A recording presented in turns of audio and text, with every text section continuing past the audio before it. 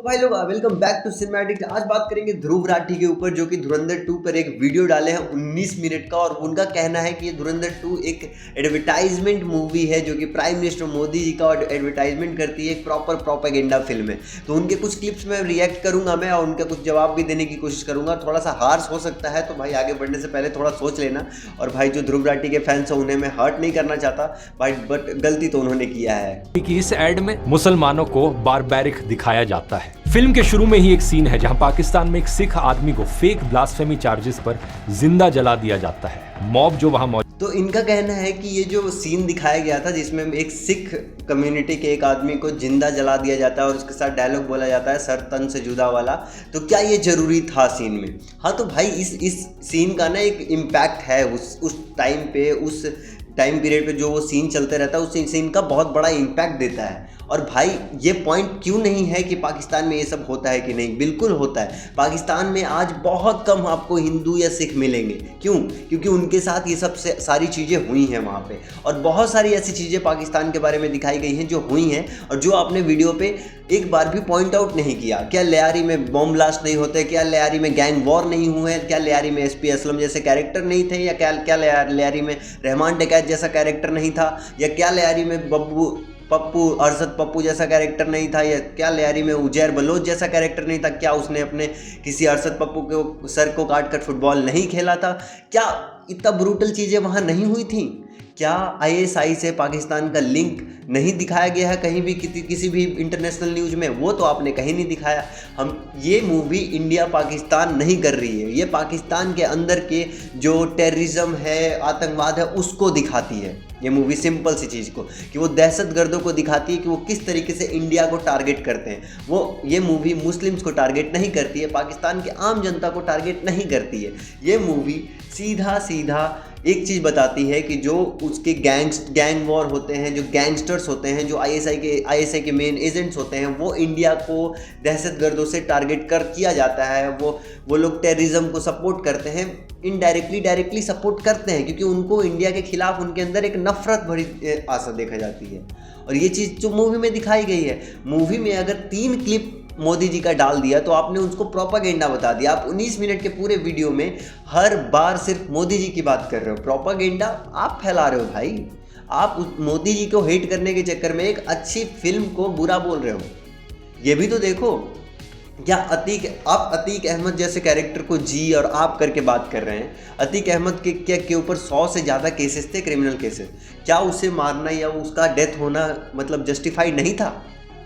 उसने इतने आदमियों को मार दिया, इतने आदमियों के साथ उसने गलत कर दिया, वो ठीक है, लेकिन क्या उसको इस तरह से पोर्ट्रे करना या दिखाना जो भी हुआ उनके साथ वो सही नहीं था कहीं से भी। आप अपनी चीज़ों को सही करने के लिए कुछ भी बोल रहे हो भाई। मोदी जी का मुश्किल से मुश्किल 3 सीक्वेंस थे। हाँ, ये आपका जो कहना है कि रियल लाइफ के जो नाम है वो उठाए गए हैं, तो भाई लिखा हुआ है कि रियल लाइफ ट्रू इवेंट्स पे बेस्ड है, लेकिन फिक्शनलाइज किया हुआ है चीज़ों को। इतना तो आप पढ़े लिखे हो, अनपढ़ नहीं हो। मुझे तो यार कंफर्म पता है कि ये बंदा खुद से अपना राइटिंग भी नहीं करता, ये बस कोई और लिख के इसे देता है, ये बोलता है बस ये चीज़ें। इस बंदे में इतना कॉमन सेंस नहीं है। जहाँ पे भी मोदी खिलाफ बोलने आएगी वहाँ पे वो बोलेंगे। मैं प्रोपेगेंडा को सपोर्ट नहीं करता। कोई भी मूवी को मैं मूवी की तरह से ट्रीट करता हूँ। मूवी एक बार भी आपने पूरे वीडियो में 19 मिनट के वीडियो में आपने ये नहीं कहा कि मूवी अपने आप में एक अच्छी मिसाल है, बॉलीवुड में ऐसी मूवी नहीं बनती है, ये सब चीज़ें आपने कहीं नहीं बोला। आपने बस वैसी चीज़ें टॉपिक उठाई जो कि आपको लगता है कि उठाना चाहिए, जो कि प्रोपेगेंडा फैला रही है, जबकि ऐसा नहीं है। मूवी में पूरा एक अननोन मैन जो हमारे रॉ के एजेंट हैं उनकी कहानी को बताया गया है। वो कैसे जीते हैं, उनकी लाइफ कैसी होती है, वो अपने देश के लिए क्या क्या कर गुजरते हैं, वो सब चीज़ों को दिखाया जाता है। आपने उस चीज़ पे बिल्कुल ही फोकस नहीं किया, जो कि गलत है यार। आप वो देखो तो सही बढ़िया से मूवी को।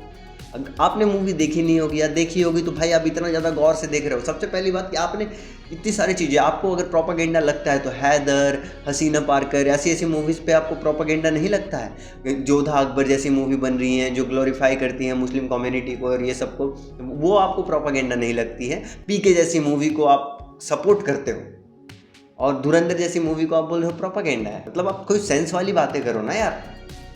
आपको ऐसी थोड़ी जर्मन सफर लोग बोलते हैं। मतलब मेरे वर्ड्स अभी निकल रहे हैं बहुत गंदे गंदे, लेकिन मैं बोलना नहीं चाह रहा क्योंकि मैं ना थोड़ा सा सभ्य टाइप का आदमी हूँ, ठीक है। बाकी यार देखो, हमें एक मूवी को मूवी की तरह से देखना चाहिए। जिस तरह के हमजा का कैरेक्टर दिखाया है, एक अननोन मैन रॉ एजेंट के तौर पे दिखाया गया है कि ये सब सारी चीज़ें होती हैं, और जो जो रियल इंसिडेंट हुए हैं उनको पोर्ट्रे करके एक फिक्शनलाइज मूवी बनाया गया है, जो कि देखकर हम इंजॉय कर सकते हैं। इसको एक इसमें थोड़ा मोड़ा डिमोनेटाइजेशन को आपने बोला कि चल डिमोनेटाइजेशन को उसने सही करके दिखाने की कोशिश की गई है, तो भाई कहीं पर ऐसा नहीं बोला है कि डिमोनेटाइजेशन इससे सही प्रूफ होता है, कहीं पे नहीं बोला गया है। वो हम लोग खुद से अपना पर्सपेक्शन बना रहे हैं कि हाँ ये सब चीज़ें हुई, 60,000 करोड़ आए तो हो सकता है इसकी वजह से डिमोनेटाइजेशन हुआ, बट कहीं पे भी प्रॉपरली दिखाया तो नहीं गया है कि भाई किस लिए किया गया है। तो ये सब चीज़ें भी तो आपको देखना पड़ेगा ना। आपने सीधा हेट फैलाना था, आप हेट फैलाए, but I am not happy with this. मतलब आप ध्रुव राठी, आप इतने बड़े यूट्यूबर हो, आप और ऐसे छोटी छोटी चीज़ों पे वो बातें कर रहे हो। छोटी, पता है आपको कि भाई ये प्रोपेगेंडा नहीं है, एक बढ़िया फिल्म है, और आदित्य धर की अपनी सोच है। वो किसी पार्टी को अगर इस तरह से देखते हैं तो उनकी अपनी सोच है, उन्होंने दिखाया, क्या दिक्कत है? आपको दिक्कत क्यों हो रही है? एक तो आप इंडिया में रहते नहीं और इंडिया की बातें करते हो। अब पहले वापस आओ, फिर बातें करो।